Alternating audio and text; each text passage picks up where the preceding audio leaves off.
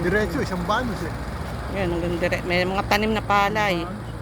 May tanim na pala, isang banos yan. Tapos may mga puno ng mangga, santol. Maganda yung pwesto. Tabing karsada. Ayan o. Kaya lang, hindi pa sementado. Yung kalahati, sementado.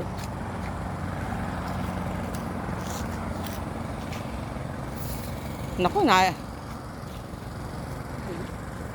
Pag pinadaanan yung kasada May ganda to kasi tabing karsada. may kuminto, may tubig. Kompleto.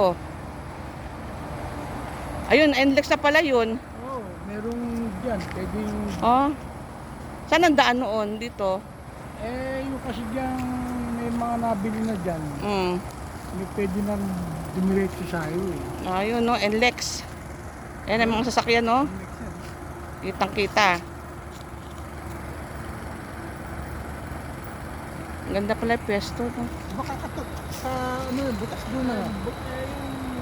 Kaya alam, makikira ka doon sa... Magkakaroon pala ng gasoline station doon sa dulo, eh. Dulo. Palabas ng NLEX. Oo, ganda. Hindi bumabaha dito. Alam ba dyan? Ayan, no? Walang baha. 1.3 hectares. 1.300. Pinaka yung may tanim na yun. Ang ganda sa 1.3, diretso. Ang banos.